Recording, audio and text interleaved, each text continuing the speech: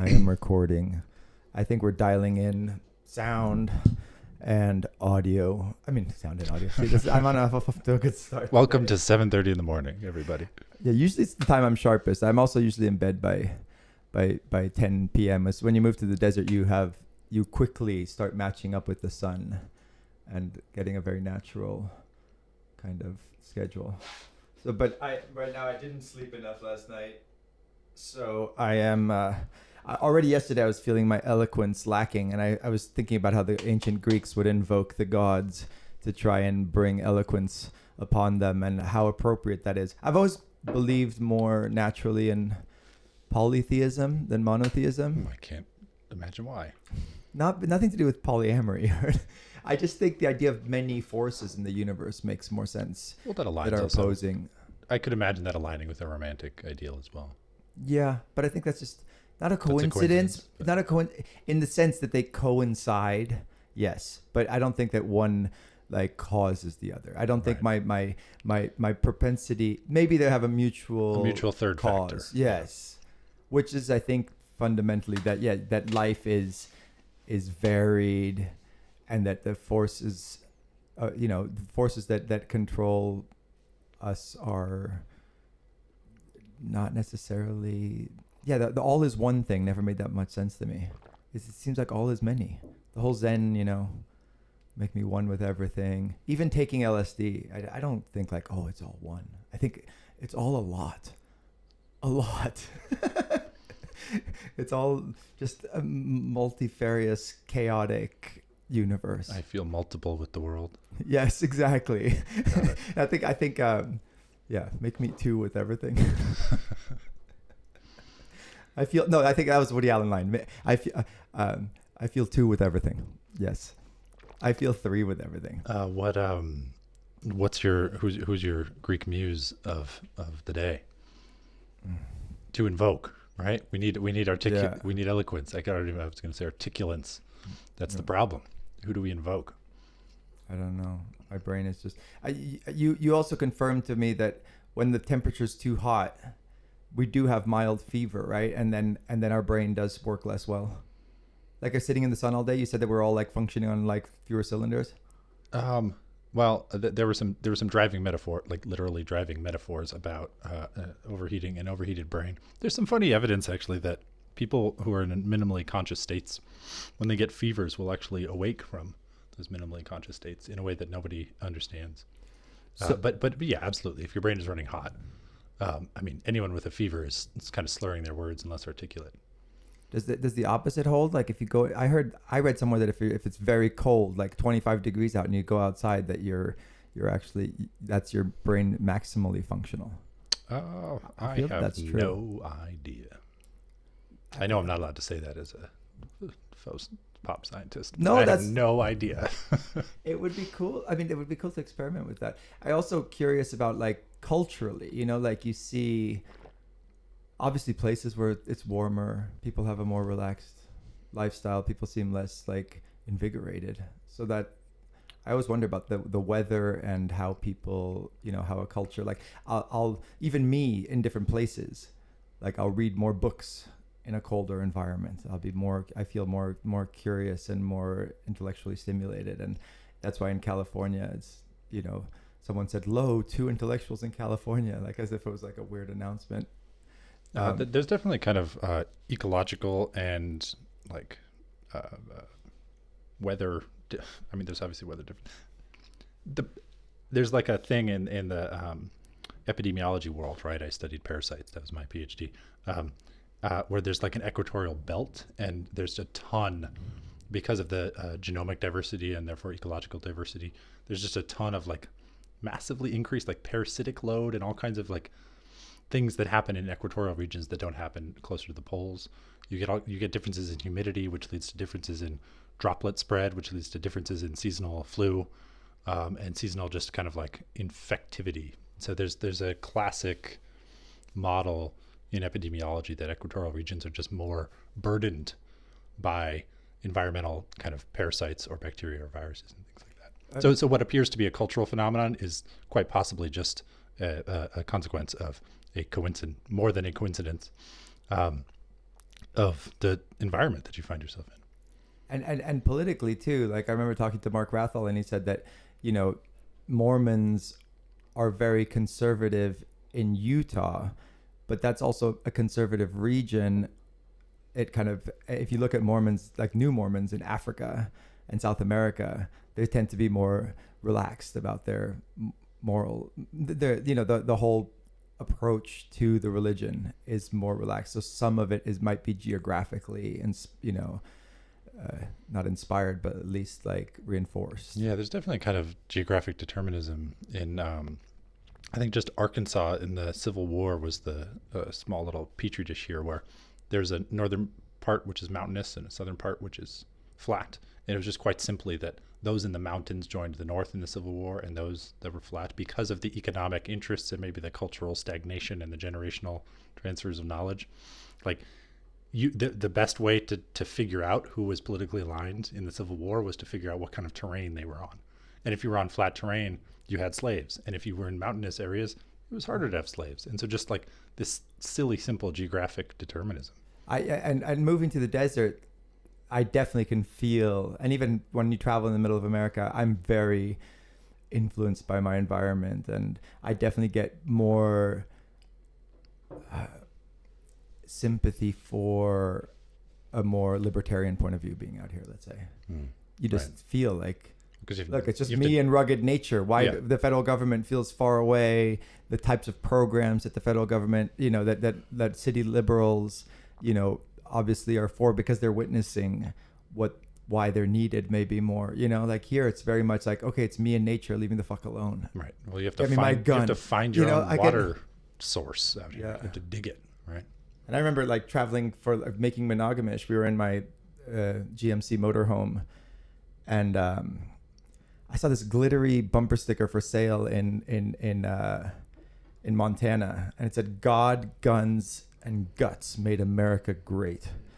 And this is way before Trump. So none of them make America great again. Yeah, he didn't invent but ideology. I just thought it was so funny and so over the top that I got the bumper sticker and just put it on my RV. It's like the farthest thing from anything I believe. I just thought it was so extreme and hilarious. And I got back to Venice Beach, and the first place we went to is Cafe Gratitude. It had just opened, and all of the names of the dishes were these cliches of new age, like egocentrism. Yeah. It's like, I am blessed. Right. I am grateful.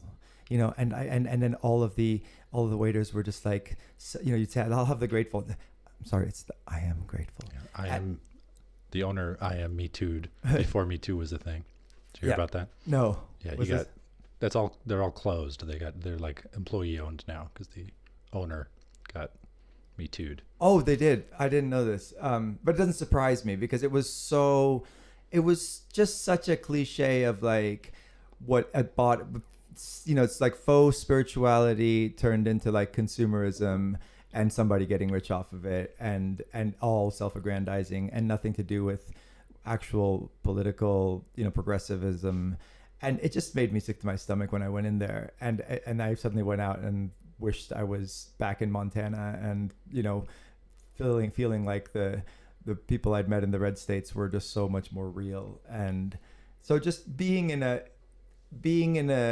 rural environment, it's a wonderful way to remember, and this is something hard to remember these days with everything so polarized, that there's good humans all over the place, and we might fundamentally disagree on what the best approach is, but I don't think I remember like thinking like I would never want to give money or support in any way or work with anybody who's a Trump supporter, right? And I still feel that deep down.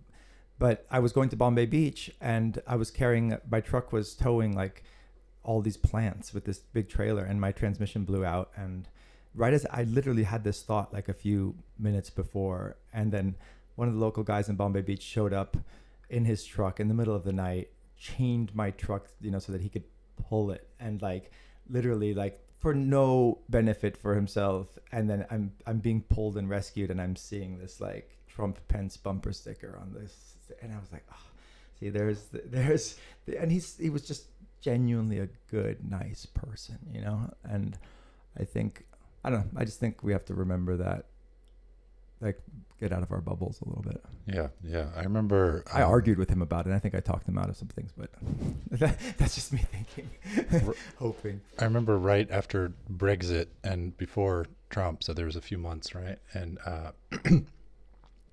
there was a talk given by a man in London, and his argument was just a map. It was a map of those who had voted for and against Brexit, and it was very similar to this Arkansas thing I mentioned, right? Like, it's geographically determined. It's urban versus rural. Yeah. It's no longer mountainous versus flat, but it's urban versus rural.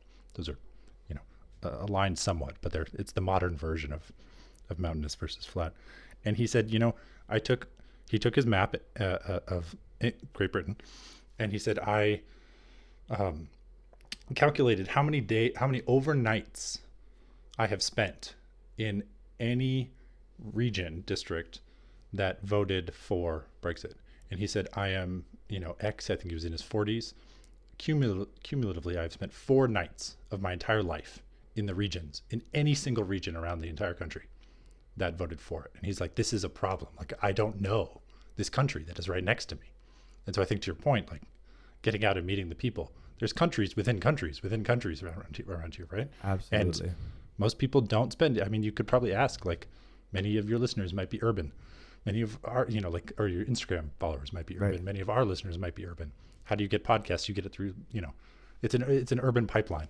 And, like how many nights total have you spent in a completely rural part of America?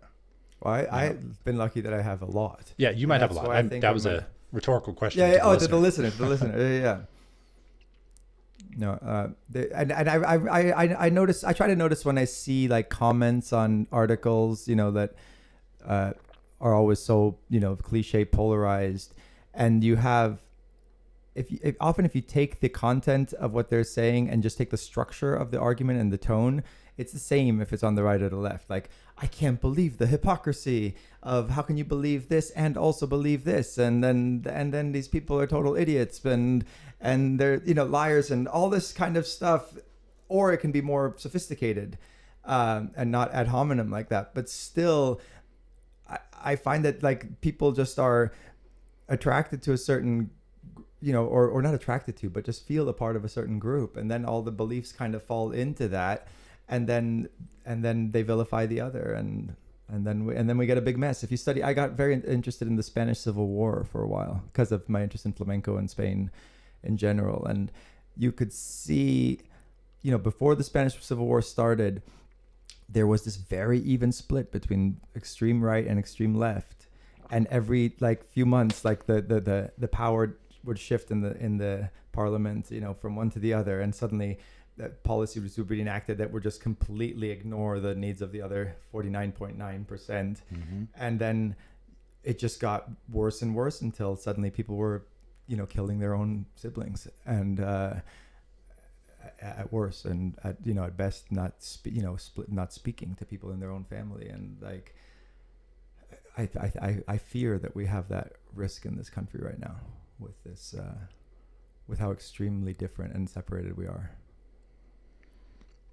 and how just like impossible it is for people to see the other point of view as even being like coherent. That's scary. Let this not be a metaphor. Yeah, seriously. So Patrick said as we walked in that he thought we hadn't exhausted the topic yesterday, and that we should hit it again, or explore it again from a different angle. So what were you left with that you wish you'd said yesterday? Well, now we're breakups, breakdowns, and Brexit. And Brexit.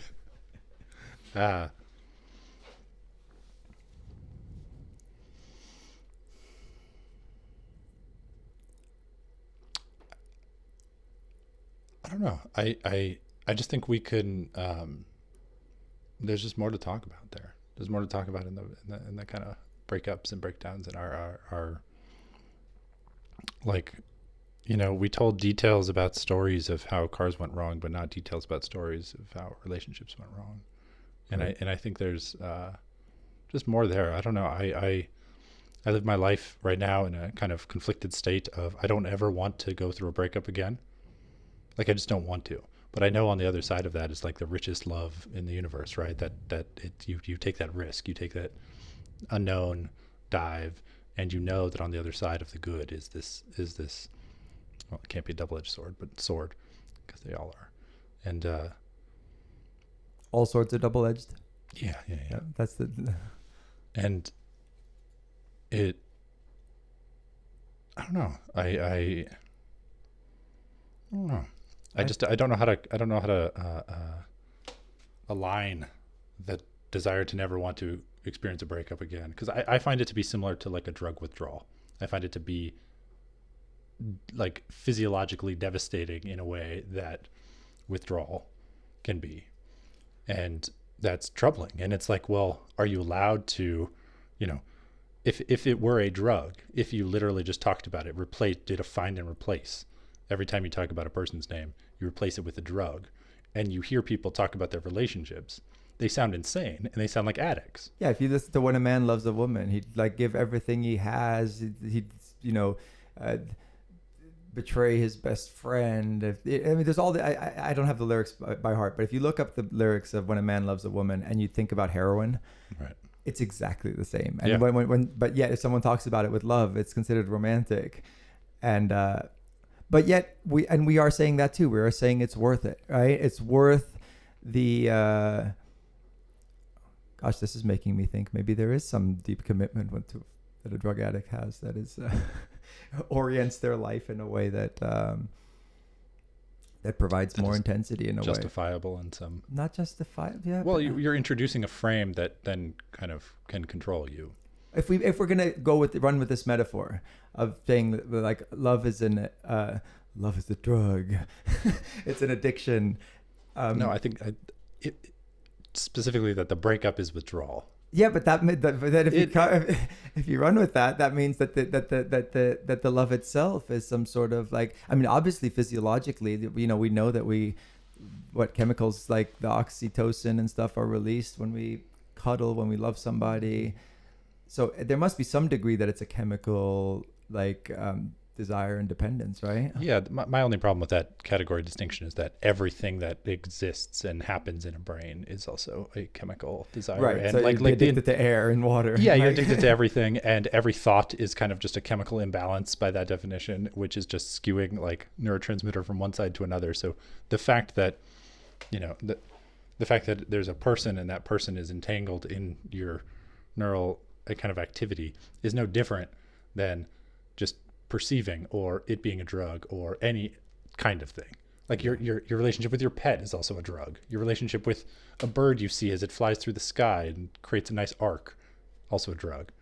So like that's where it falls. You must have to be actively resisting reductionism when you're a neuroscientist. Yeah. Right? Yeah. I mean, it would be so easy to, if like a physicist probably wants to like explain Shakespeare in terms of like the chemical the physical properties of the ink on the page, and it's just not there in any physical description of the universe. Right. So that doesn't mean that you're positing some sort of like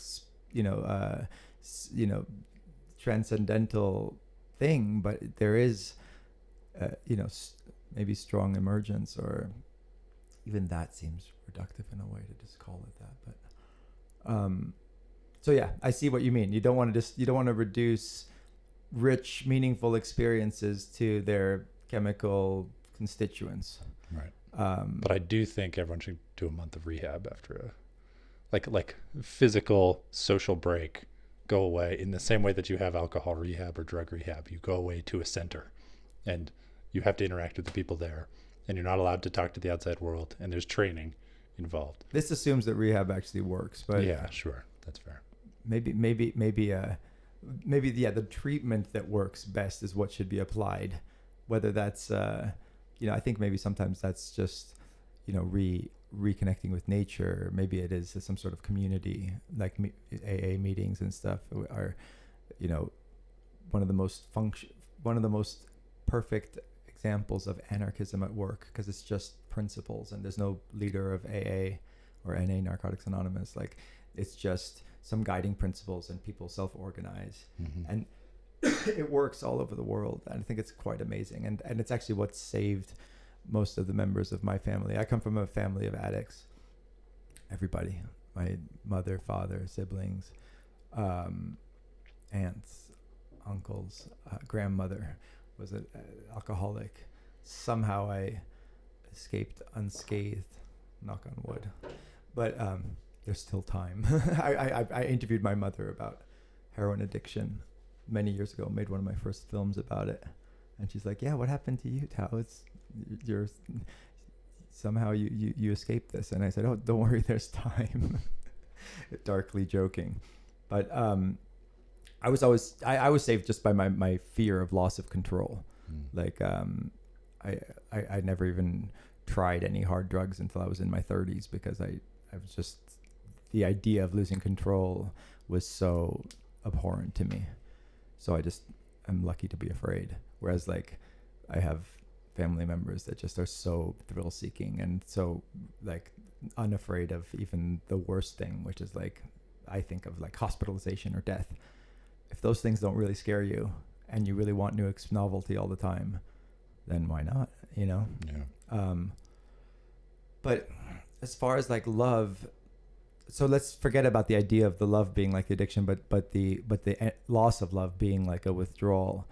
That's true. I mean, like when I got divorced, it was like the single most painful physically experience that I've ever had. And people don't talk about this much, but that idea, the way your gut can wrench and you wake up in the middle of the night, like heart palpitating and unable to like even, you know, do anything, you know. And then people are like, oh, this will turn into like, you can be creative, you should write or something. I'm like, are you kidding? I can't even put two sentences together speaking. What are you talking about?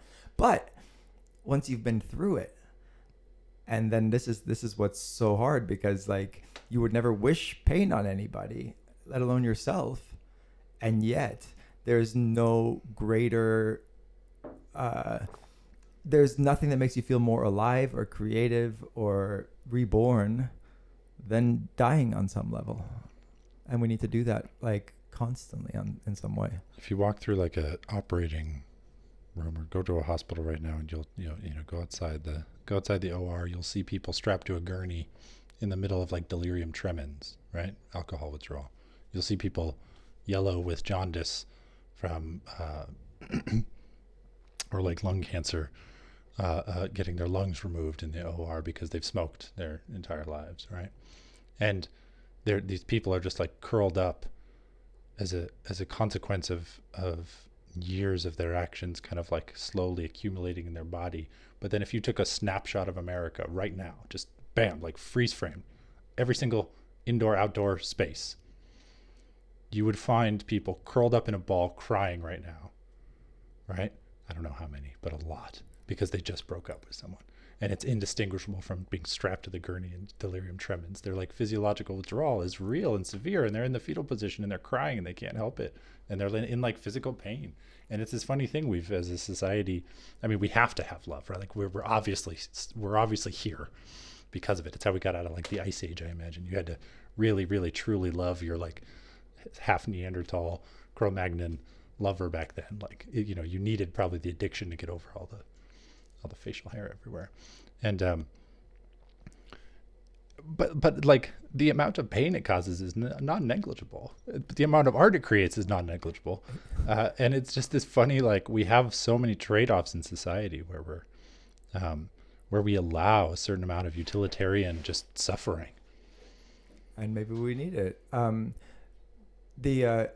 met somebody in Spain once who said he actually went into the emergency room from heartbreak. He just felt like, he said everything hurt so bad.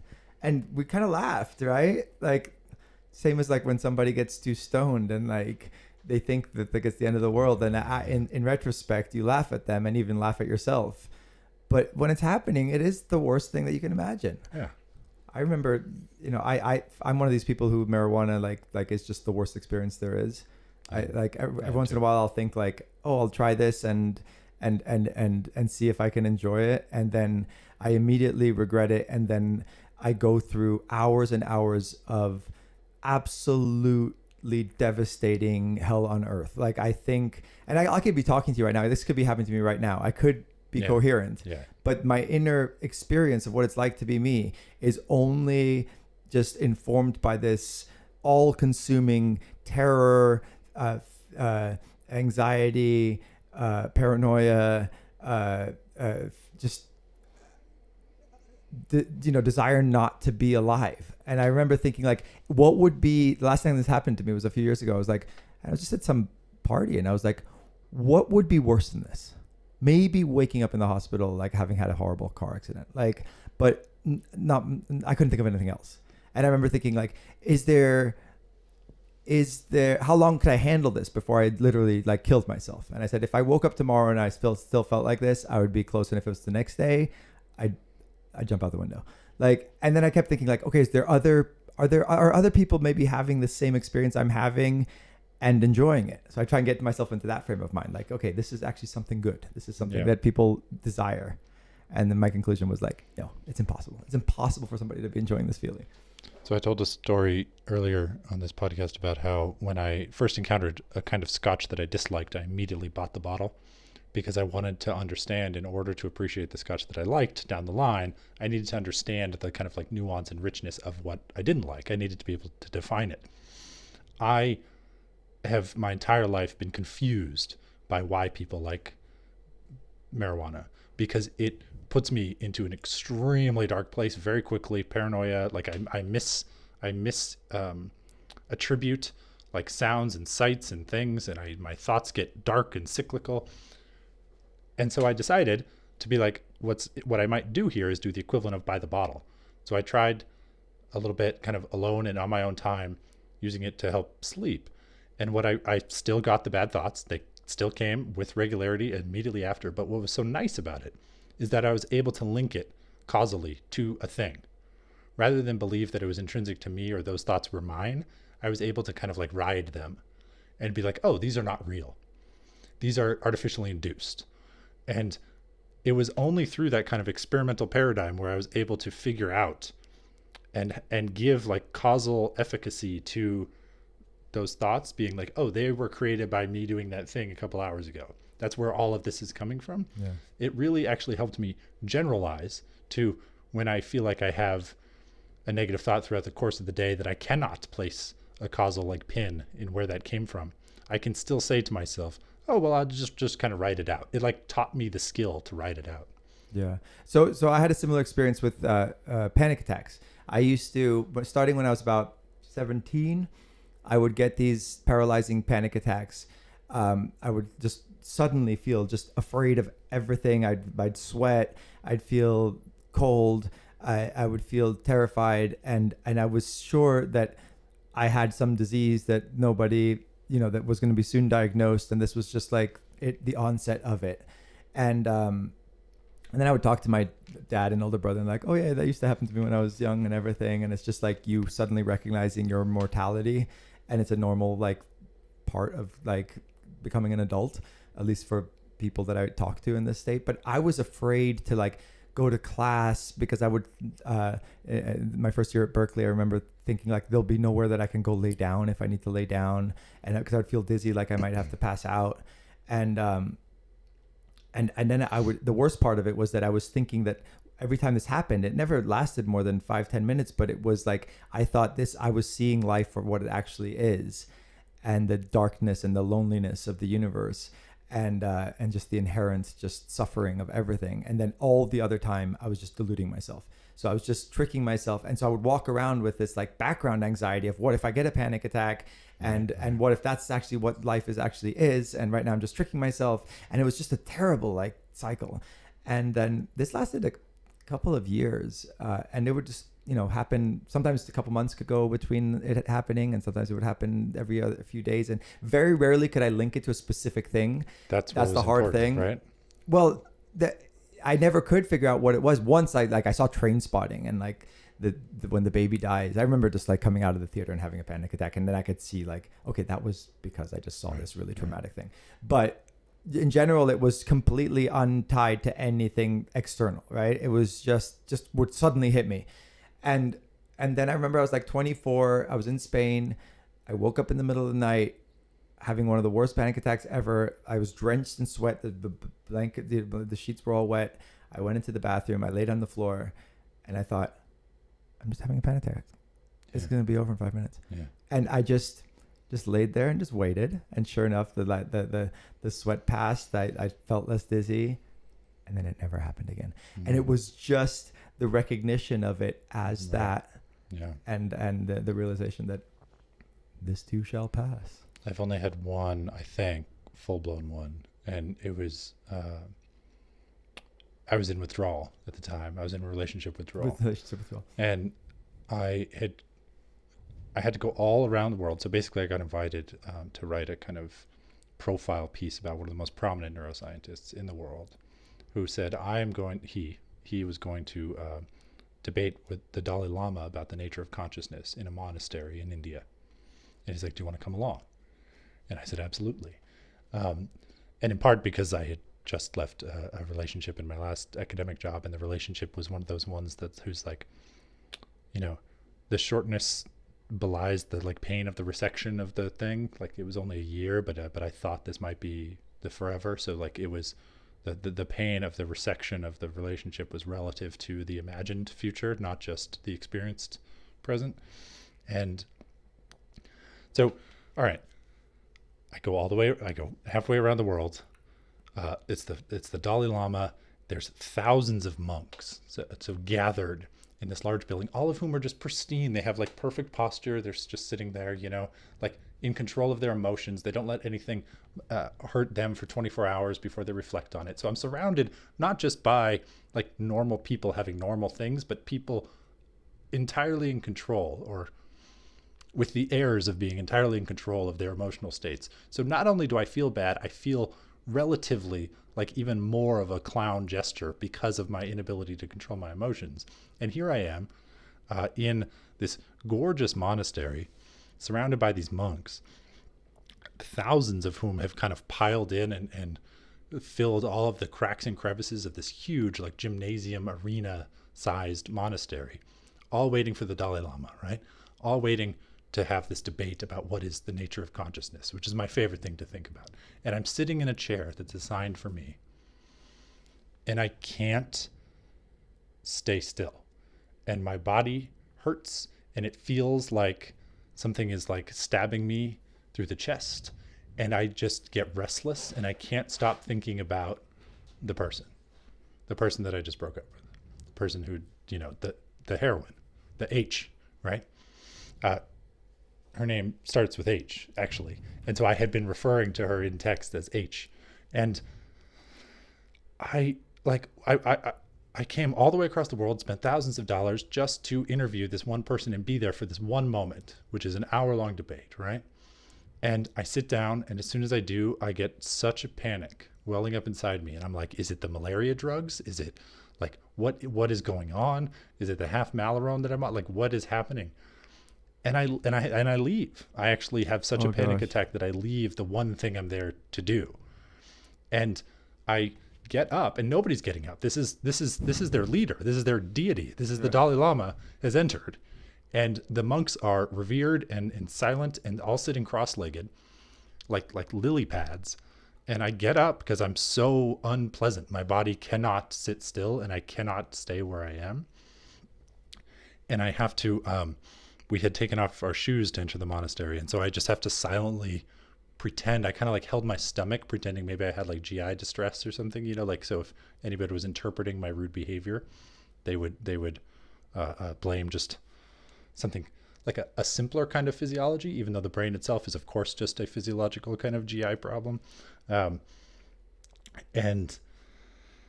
I get out. So I basically have to carefully tiptoe for about 4 agonizing minutes. Jesus.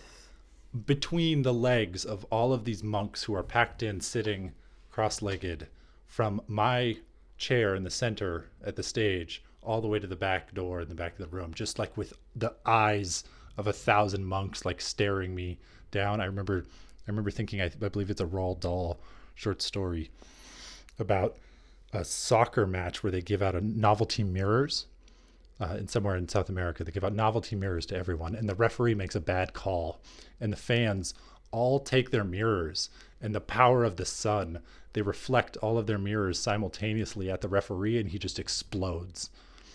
And I felt like the eyes of all the monks were looking at me with that same kind of like intensity. And I get outside, and I had taken off my shoes early because I had arrived early, and it's a mound of thousands of monk shoes that I have to like crawl through to find mine.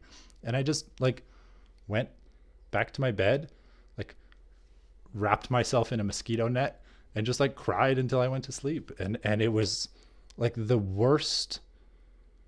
It was easily one of the darkest times in my life. And I was sitting there in this like mosquito netting, like this now salted mosquito netting. And I have always been someone who, like, I look back on the years of my life and think, why wasn't I writing fiction in the interstitial spaces of my life? Like, how come I am age X and I don't have a book? Like, what have I done wrong? Why do I waste my time? And I couldn't really sleep. And I got out of the mosquito netting, and I had an outline for a book that I had never put to prose. I had never started working on, but I had an outline and I had an idea, and I knew what I wanted to do. And so after about an hour of this panic attack, I got up and I started the novel, like for the first time ever, just thinking basically, I'm about to die. I don't want to not have a novel before I die. I have to do it right now. You thought this could literally kill you. Yeah, I thought I was dying. See, that's but like, what the fuck? What Greek muse? Where was my Greek muse there telling me like, no, inspiration can be calm. You can have good kinds of inspiration. You don't have to think you're going to die before you start writing. But you do, right? But you do. Hemingway, and there's a Paris Review interview where he says that we talked about this in the with Janie, but where he says, someone asked him, what advice do you give to a young writer? And he says, well, I think they should try to hang themselves. But you also said literally your friend who was diagnosed with a brain tumor. You should talk about him. Yeah. So Paul Kalanithi was a Stanford neurosurgeon and got diagnosed with stage 4 lung cancer. And we started having coffee, and because he had a kind of background in literature, and he'd always had an interest in literature. He went to Cambridge. I thought you said it was brain. No, Paul had a lung cancer. Okay. He had stage 4 lung cancer. And there was another Stanford neuroscientist who had a glioblastoma. That's who you were talking about last night. That's the story I thought was apropos here, because you said that for writing. Well, no, it's Paul who is the writer. Okay. So Jonathan he had the glioblastoma. Just total tragedy. Both died in their 30s. Anyway, so it was Paul, and we had this conversation where I was the kind of other neuroscientist / writer on campus. And so he came and said, hey, let's talk about this. I always thought that at the end of my life, after I retired, after I had a lab for 30 years, I would then write. But now I've been given this terminal diagnosis. And we started to ask ourselves, like, okay, if we had a month to live, would we still do our neuroscience work? We both said no. If we had 6 months to live, would we still do it? We both said no. 1 year? No. 5 years? No. 10 years? No. 20 years? No. And there was something about knowing when we were going to die retroactively made our decision making such that we didn't want to do what we were doing. And we both just wanted to write. That's all we wanted to do, was write. And so he, partly because it was impractical for him to keep working because of the treatment that he required, he started writing. And that book became an op-ed, his essay became an op-ed in the New York Times. And that became a book called When Breath Becomes Air. And he died while writing it. But it was like a New York Times bestseller, I think the second best-selling book of the entire year. And he did it. And it was so strange to me to have the decision making of when you feel like you're going to die, what changes, right? I had my panic attack when I felt like I was going to die. I started writing. Paul was told by a doctor he was going to die. He started writing. People, even though we know we're all going to eventually, it's hard to embed that in our decision making of what we truly want to do with this kind of one life that we have. And Paul would, it was so hard at the end. So we would get scotch, and he had been typing so much, and he had been in chemo that like the finger pads were kind of almost like melting off the tips of his fingers. But he needed to type, he needed to write, and he had just had a child, his first child. And like in those few months that he was, those few final months, he dedicated himself fully and entirely to this act of writing instead of, for example, obviously he was with his kid, but not 100%, right? He wanted to do this thing. He wanted to put it all down. And I found so many little behaviors very interesting when we got Scotch. He wanted to normalize the routine of going out, where it'd be like, okay, I'll get the check this time, you get it next time. Knowing that he could die at any day, right? Yeah. And just reversing that, where we wanted the ritual to be normal, where there was not an understanding that no, it's like I say, no, it's on me, because we know he's, has a few days left. And these things were so powerful. But in general, the lesson that I took from it is like, if you truly do that thought experiment of being told or really just truly believing that you might die soon, what do you change about your life? And then why is it the case that we don't let that guide us? Yeah.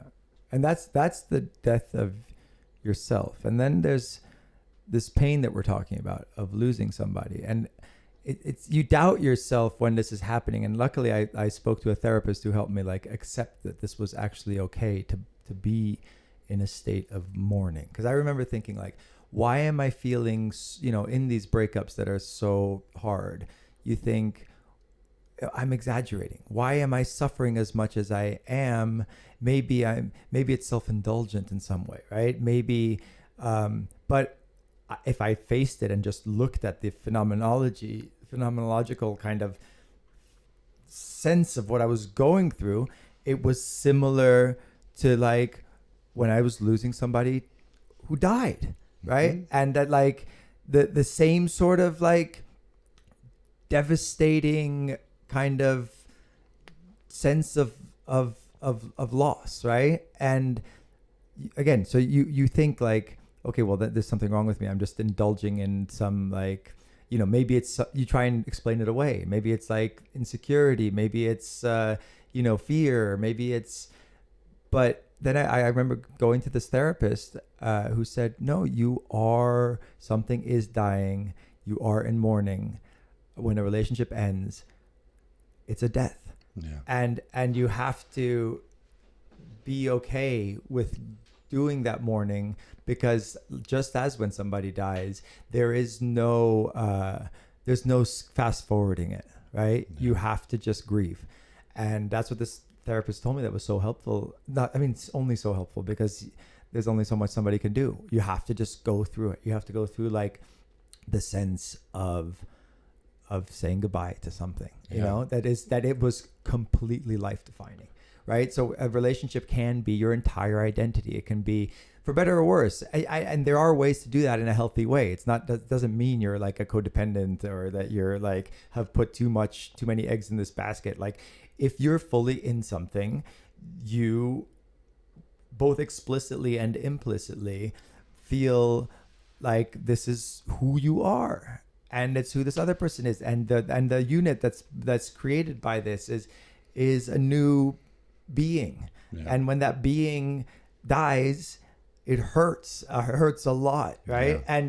And I don't think we should minimize that. And at the same time, we should tell people that there is hope on the other side, and there is all the cliches of like somebody does, in a certain sense. You will always have the person. I don't know, when I'm thinking about losing my father, for example, like it's interesting because the pain often is greater leading up to it while it's happening. And then for me, like the few times I've lost people who were close to me, the hardest time and the times that you're crying the most is when you know it's about to happen. Yeah. And then once it's happened, there's a certain finality, and then there's a kind of sudden like lightness in a way. And then there's the sense that the person always exists, right? Which I think like you can feel the person in you, and that's the same with relationships. Then suddenly, once you've grieved, once it's over, you realize this was something that you've lived, that is indelibly formed who you are, and nothing can take that away, right? Yeah. There's the Man's Search for Meaning. Did you ever read that? Viktor Frankl is his name, I think. He was he was a psychologist who was in the Auschwitz, and he lost his wife and like the rest of his family, and then he wrote this just shockingly optimistic book about life. And he was like, there's this scene that just, I read this like 20 years ago, and I still remember this. Like, he was like standing in line like to get his little broth, and he was thinking about the pleasure the little broth was going to bring him, and he was thinking about how the Gestapo, either if his wife was alive or dead, he didn't know, but nothing that they could do could like take away the love that he felt for her in his heart. Yeah. And that these tiny like fragments of meaningfulness were enough for him to say that life is worth living, even in the darkest like circumstances. And that was, as someone who's like tends towards optimism, this was like one of the most amazingly life-affirming things that I've ever read, and I carry it with me. Like my PhD lab, half of it was stress. So I worked with Robert Sapolsky, and he's like the stress guru.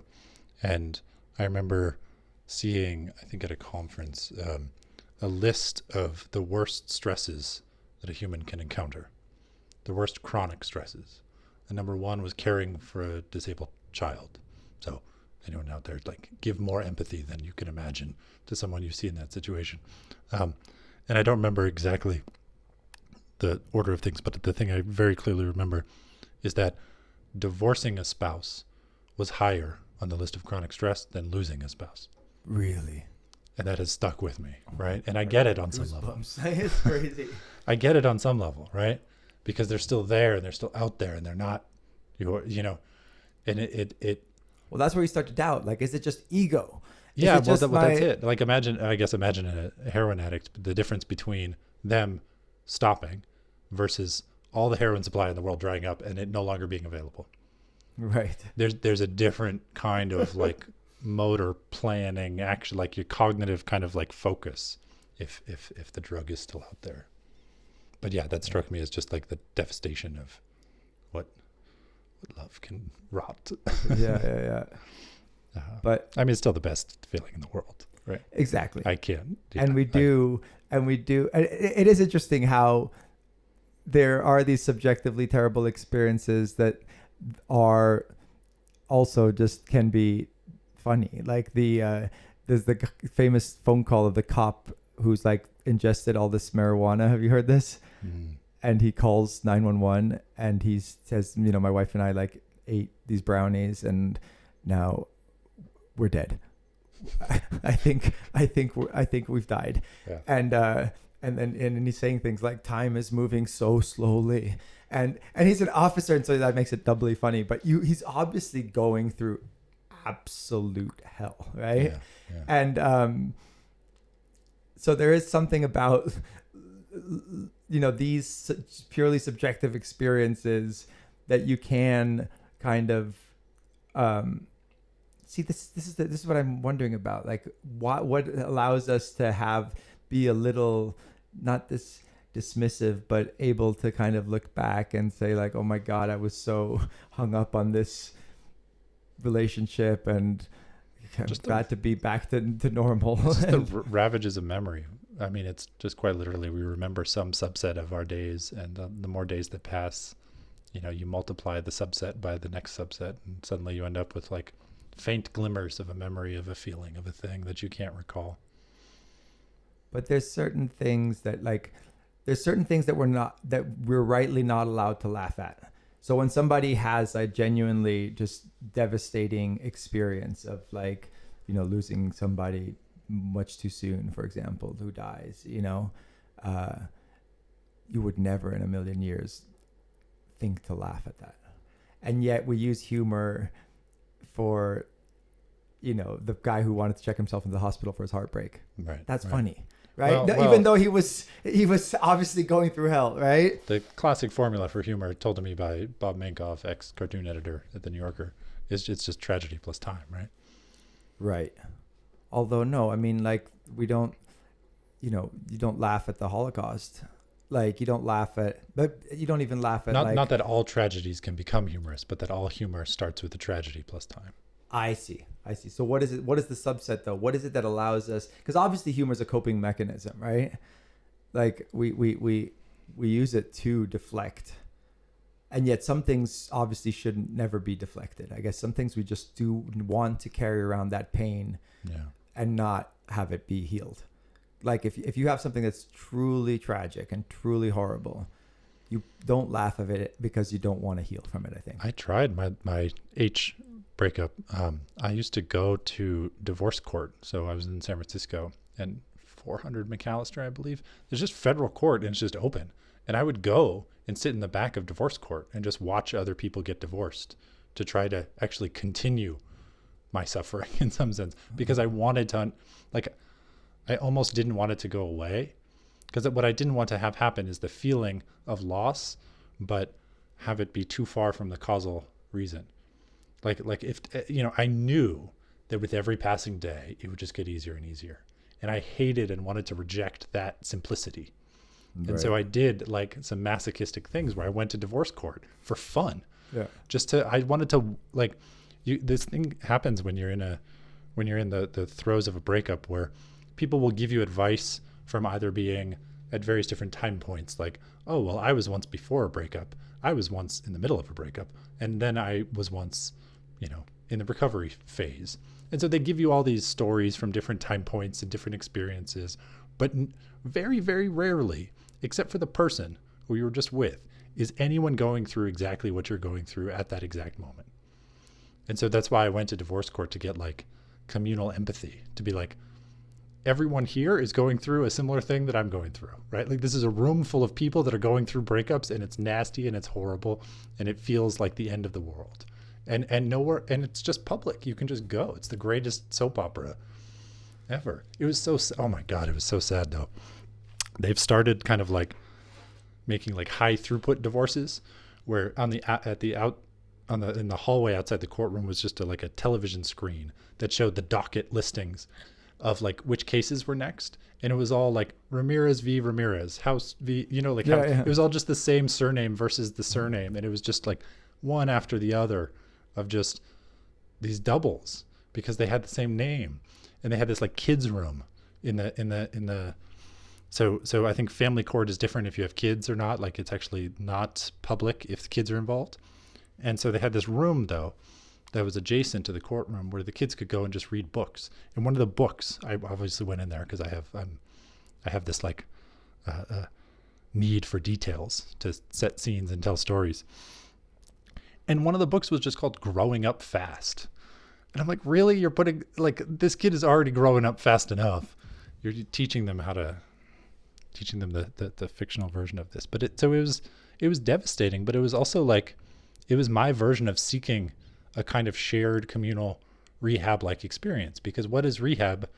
I imagine, I've never been to rehab, but I imagine that one of the things that binds you as a group is that you're all going through a similar level of withdrawal as you're cloistered and stuck in this one spot. And, it might be different, of course, depending on the vagaries of circumstance, but effectively you're there together because you need to be there because you're in the same spot. And you just don't get that for relationships, except at divorce court, which I highly recommend. Every city will have an open federal court. And then there's also the difference, which is important, which is how to incorporate the pain that you've lived in a way that allows you to grow and move on, versus identifying with it as a victim of something. I remember my grandmother lived for 25 years angry at my grandfather that left when, with her with 2 kids, and my mother trying to, like, in her last years, trying to convince her mother to, like, just forgive and move on with a few years that she had left, and she said that once she got through to her, because she said, the things he did, I have a right to be angry, and she said, of course you have the right to be angry, but do you want to be angry, right? Like, is that what you want for yourself? And like, there was like, she said there was this sudden like realization in her mother saying like, maybe she didn't need to like live her time angry, right? So in grad school, I broke up with someone in this like very, just a hideous cafe. And it was in the middle of the day. We like got lunch, lunch and a breakup. And a little bit over, there's a table. And there was a man and a woman, and they were both in their 80s. And they had giant rings, like giant rocks. And they were eating grilled cheese and drinking a beer. And they were smiling and talking, and they were just together. And I pointed it out to my girlfriend, in progress of being ex-girlfriend at the time, and being like, look at that. That's the ideal. Like, look at how beautiful that is. Because I was like, it's just so sad. Here we are, we're about to break up. We're about to separate our lives and never do this. But look what's possible. And I actually went over to them and told them this. And I was like, I sorry for intruding, but like, my girlfriend and I just broke up right over there, and I saw you guys, and it's just it's so admirable what you have and what you're doing. And I'm like, and we just met 6 months ago. So is that what happened? Yes. So they were like, and I was like, what, like, how long have you guys been together? And they were like, well, both of our spouses died. And so we're widows, and we met in our like grandkids swim class like a couple months ago, and we're just like, fuck it, let's be together. And they just are living life in this twilight era, and what appeared to be, marvelous.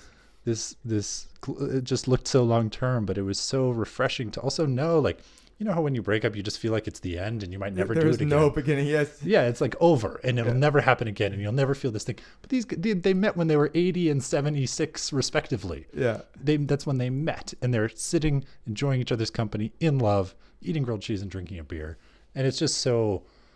It's so important to remember that, that there will be people, there are people out there that will need connection in the same way that you do, and that you can find them, and that love will come at any time. Yeah. I think that's a good note to end on. That's as optimistic as I get. Yeah. See you tomorrow. See you tomorrow.